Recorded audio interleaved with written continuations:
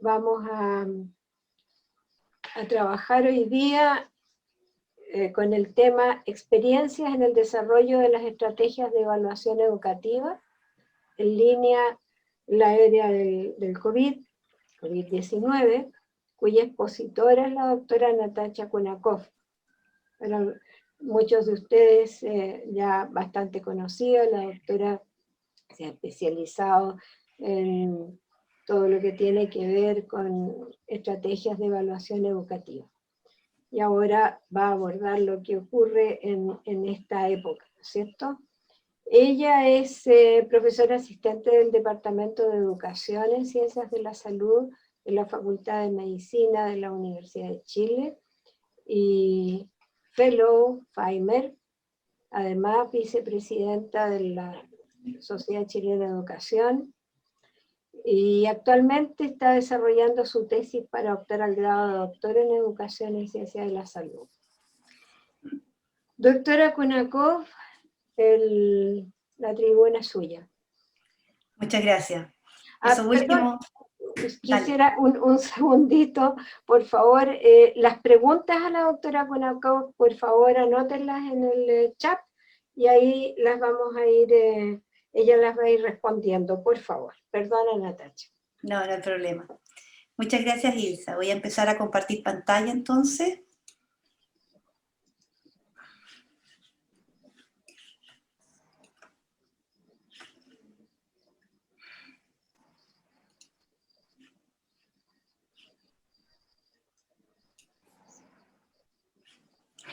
Bueno, hoy día, como Ilse comentó, queremos ver las experiencias en el desarrollo de estrategias de evaluación educativa en línea. Les voy a contar que gran parte de esta conferencia ya fue presentada en el tercer Congreso Internacional de Evaluación de Medicina de la UNAM, de la Universidad Autónoma de México. Partiendo de esto, ¿cuál es la idea que yo tengo con esta presentación? El objetivo es primero comunicar y además plantear un debate. No es solamente plantear aquí qué es lo que se ha hecho, sino que un poco recoger también las experiencias de ustedes y ver cómo podemos construir algo entre todos. Y ver cómo se ha planteado estas experiencias de evaluar en línea los aprendizajes dentro de la formación de médicos y de profesionales de la salud. Esta era del COVID nos plantea un desafío, al menos uno. Para las escuelas de medicina, ¿cómo formamos médicos dentro de las condiciones que nos plantea esta era del COVID-19? Y ahí a mí me surgió la duda, ¿es realmente ese el desafío? La medicina, la verdad es que tiene que formar profesionales que respondan a las necesidades de salud de la sociedad. Dentro de eso, yo me pregunto si el desafío no será ver cómo cambia la práctica de las profesiones de la salud en esta era del COVID. Y a lo mejor respondiendo desde cómo van a cambiar las prácticas, podemos dar respuesta a cómo vamos a enfocar la formación de los profesionales de la salud. Ahora voy a hablar algunos tópicos acerca de la evaluación misma. Probablemente muchos ya me han escuchado estos comentarios. Pero para mí, la evaluación constituye eventualmente una oportunidad. Max Coubrier, en el año 2004, plantea que en realidad la evaluación es la cola que mueve el perro. Es decir, todo el currículum se mueve, todo el plan formativo se mueve a contar de la evaluación. En ese sentido, el assessment drives the learning, o sea, la evaluación dirige el aprendizaje. Les presento a Thomas Huxley, un anatomista, que decía, los estudiantes estudian para pasar, no para saber. Y aquí esto yo creo que a pesar de que han pasado 2 siglos desde que está Thomas Huxley, la verdad es que no hay mucha diferencia hoy día. Hoy día podemos decir efectivamente que los estudiantes estudian para pasar y no necesariamente para saber. Y yo les propongo que lo tomemos como una oportunidad en que si nosotros queremos que un estudiante aprenda algo, evaluémoslo. Y esto es muy cierto. Con 2 palabras, un profesor puede arruinar todo el fin de semana a un estudiante. ¿Cuáles son esas 2 palabras? Lunes, examen. Entonces, les presento el modelo de congruencia ideal de la evaluación que fue propuesto por Santana en el año 2002. Considerando que este amarillo es el círculo, este círculo amarillo es la enseñanza que se le entrega a los profesionales, ella plantea que el aprendizaje es este círculo verde, un poquito más de lo que se enseña, y que la evaluación está adentro, es una muestra de lo enseñado y de lo aprendido. Pero Santana, después de eso, encontró un modelo de congruencia real. ¿Qué es lo que pasaba en la realidad? Y cuando vio la enseñanza, como este círculo amarillo, vio que el aprendizaje estaba muy centrado en algunas partes de esta enseñanza, no necesariamente en el total. ¿Pero qué pasaba con la evaluación? La evaluación tomaba algo de lo aprendido, algo de lo enseñado, y algo que no había sido ni aprendido ni enseñado. Y desde ese punto de vista es muy importante entender que este pedacito que está abajo, este pedacito rojo que nos queda abajo, es un pedacito que depende estrictamente del docente. Cuando nosotros hablamos de qué es la evaluación, voy a utilizar la definición dada por los estándares para los test educacionales y psicológicos de la APA, Estados Unidos. Y dice que cualquier método sistemático de obtener información desde test u otras fuentes que se usa para inferir características de la gente, los objetos o los programas. Considerando eso, yo voy a plantear que vamos a entender por evaluación durante esta presentación, lo vamos a entender como un proceso que implica una recogida de información. ¿Qué vamos a hacer con esa información? Bueno, la vamos a interpretar contrastándola con determinadas instancias de referencia o patrones de deseabilidad, que es lo que nosotros deseamos que el estudiante haya aprendido. Con esa interpretación, nosotros podemos emitir un juicio de valor, que al final vamos a orientar la toma de decisiones respecto del estudiante y respecto del proceso de formación de los estudiantes. Cuando uno se pregunta cuáles son las razones para evaluar, hay varias.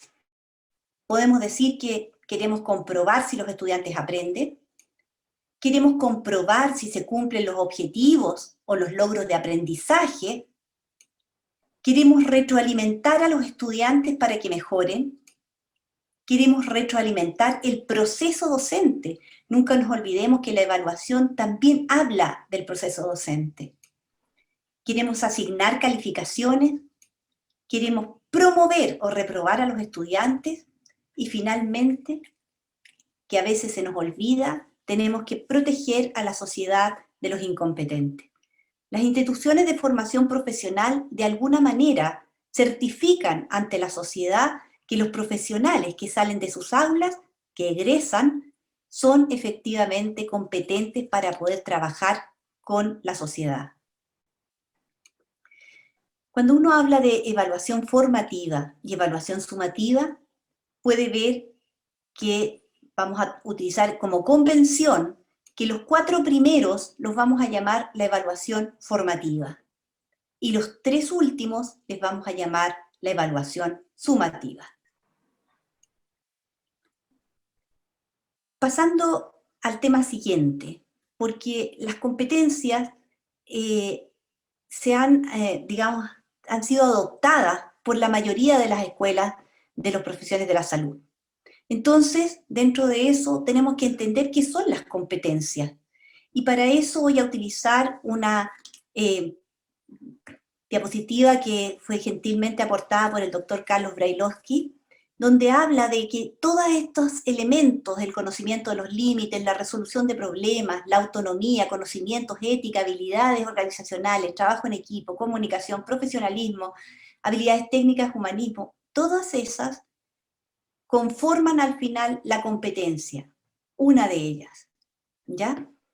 Y dentro de esa hay dos de las que particularmente me quiero referir hoy día. Una es el razonamiento clínico que tienen los profesionales de la salud y otra es el juicio crítico. Dentro de eso, por esta naturaleza que tienen las competencias de tener muchas facetas, no podemos confiar en un solo método para que pueda darnos la base suficiente que nos diga un juicio que sea adecuado para evaluar a los estudiantes. Necesitamos más de un método. Y en ese contexto no tenemos que olvidarnos que estos son como los sabios ciegos chinos que están mirando el elefante. Y cuando lo miran, uno agarra una pata y dice, bueno, este elefante, este animal tiene una pata como un tronco. Y otro dice, este es delgado porque toma la cola. Otro que está agarrado del colmillo dice, este es un animal que tiene algo para atacar. Entonces, si tú estás ciego y viendo solamente una parte, es difícil tener la idea del contexto general de lo que pasa con ese estudiante. Por otro lado, podemos caer en esta situación de decir, hagámosle a todos el mismo examen, pero nuestros estudiantes son diferentes. ¿Cómo lo hará el pez para poder trepar el árbol? Probablemente va a reprobar. En ese contexto, nosotros nos vemos en esta situación de que si no tenemos ninguna evaluación, no vamos a ver al estudiante. Con una sola evaluación vamos a ver una parte del estudiante. Después, si tenemos varias evaluaciones, vamos a ver diferentes partes. Pero necesitamos un sistema de evaluación, algo que esté coordinado y pueda ver un todo, que pueda ver al estudiante como tal. Entonces, cuando nosotros tenemos competencias que evaluar, la formación de este profesional nos pide que evaluemos algunas competencias, uno tiene que considerar que adquirir una competencia es un proceso. Y que para poder lograr ese proceso, el estudiante tiene que ir logrando una serie de etapas, tiene que ir escalando en la competencia. Pero también los que están formando, los docentes, debemos poder reconocer cuando cada uno de los estudiantes ha cumplido una etapa y está listo para pasar a la siguiente etapa. Y aquí está nuestra caja de herramientas, estos métodos que nosotros tenemos para evaluar. Dentro de eso, vamos a utilizar la pirámide de Miller, que desarrolla en 1979 ya, y que está con estos niveles, donde el primer nivel a evaluar es el sabe, recuerda la información. Luego el sabe cómo, aplica esta información, muestra cómo, demuestra y hace. Cada uno de estos niveles se sostiene en el otro, por eso es una pirámide. No podemos saber cómo si no sabemos. No podemos mostrar cómo si no sabemos cómo. No podemos hacer si no mostramos cómo, no sabemos cómo, ni sabe. Por lo tanto, esto es de alguna manera un escalamiento. Por convención también vamos a llamar a los dos primeros niveles evaluaciones de conocimiento y a los niveles que están, los dos superiores, las evaluaciones de los desempeños. Si nosotros hablamos del primer nivel, el sabe, hay algunos métodos que pueden evaluar este conocimiento factual. Las preguntas de selección múltiple, los exámenes orales, los ensayos. Si vemos el nivel del sabe cómo, también están las preguntas de selección múltiple, los ensayos y los exámenes orales. Pero si vamos a evaluar el desempeño, tenemos que recurrir a otro tipo de métodos donde nosotros podamos efectivamente ver el desempeño, como por ejemplo son las simulaciones y los OSCEs. Y finalmente el hacer es el más alto nivel, donde se observan todas estas actuaciones independientes de los estudiantes y tiene que realizarse en el contexto, en el lugar mismo donde se realiza el desempeño, con los pacientes. Bueno, y cuando nosotros vamos a,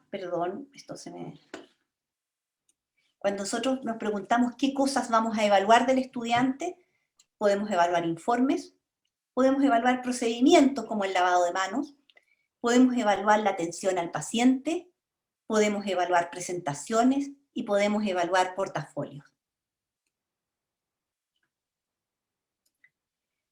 Y aquí hay muchos métodos para poder evaluar.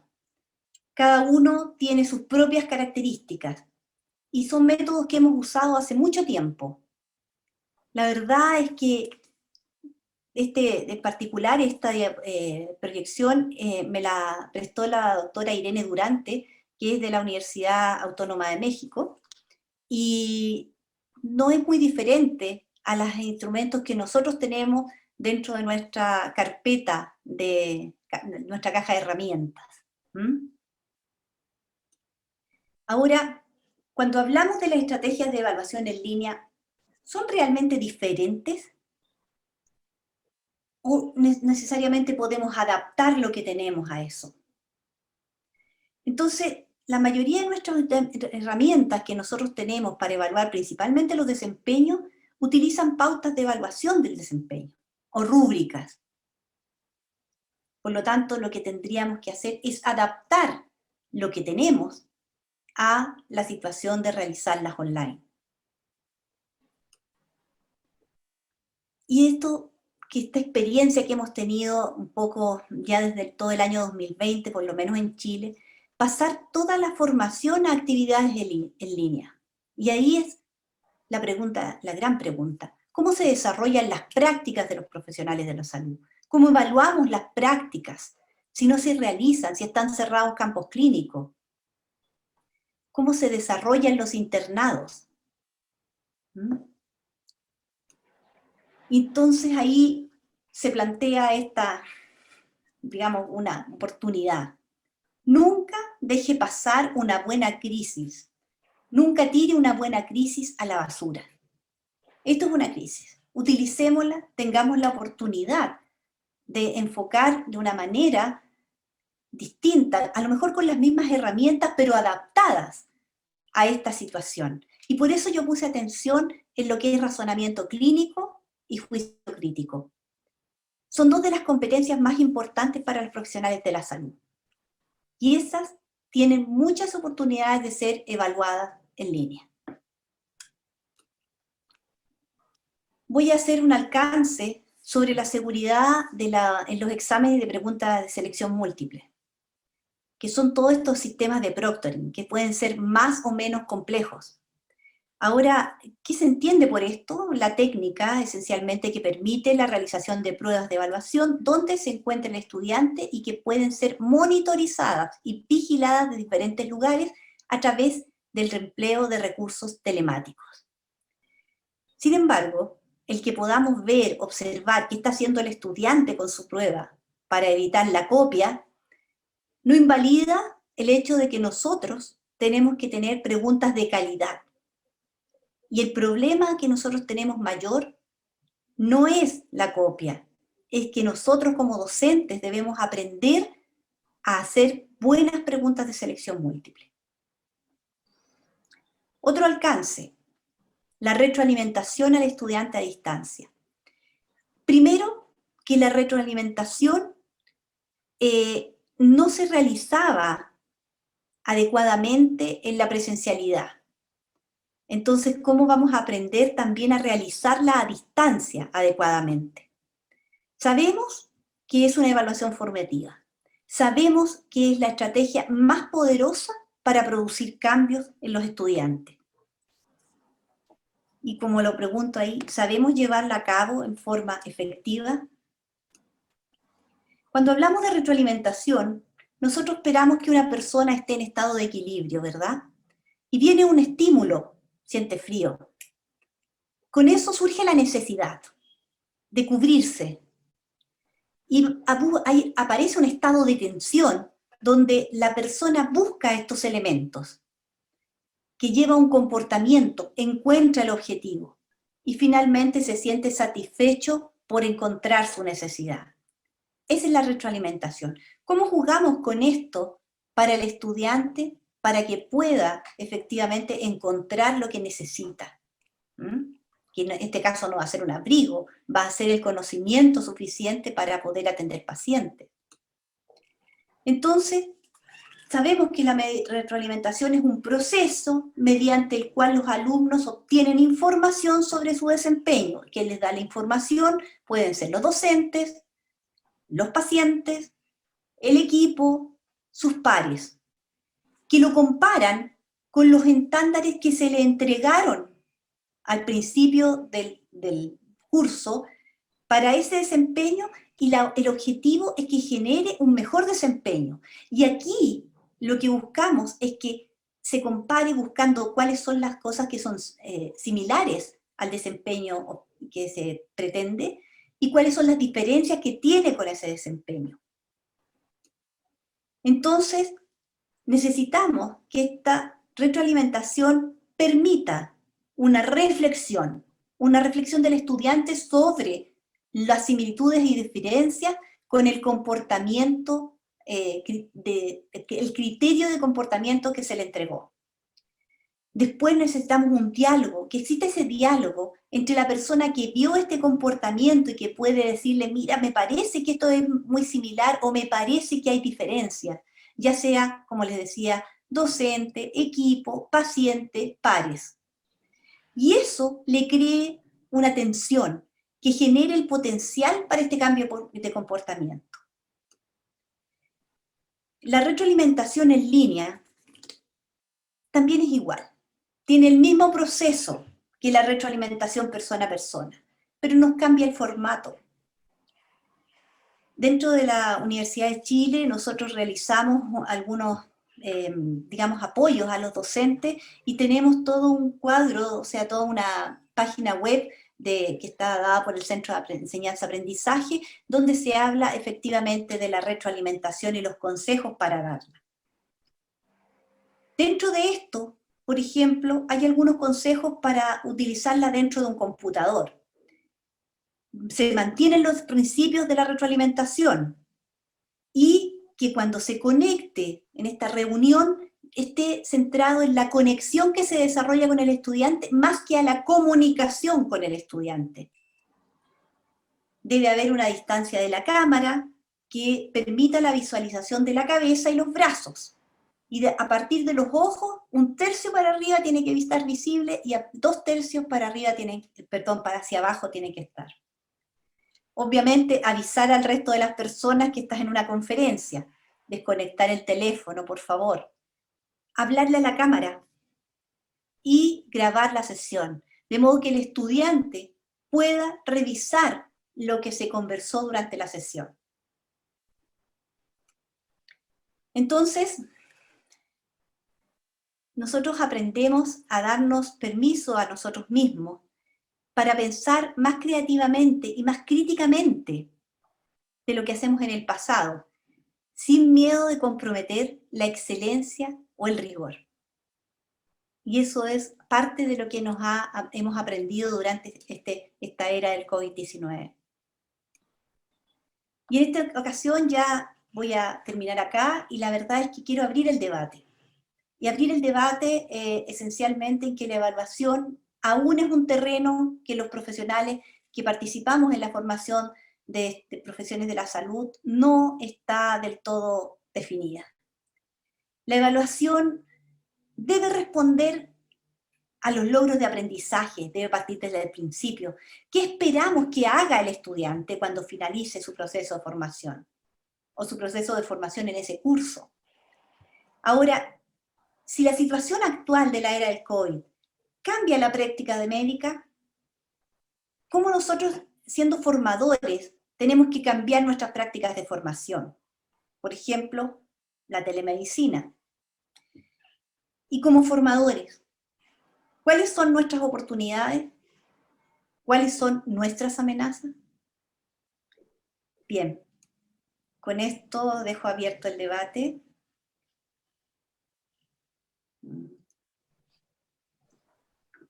Muchas gracias, Natacha. Esperamos recibir las consultas o comentarios en el chat, por favor.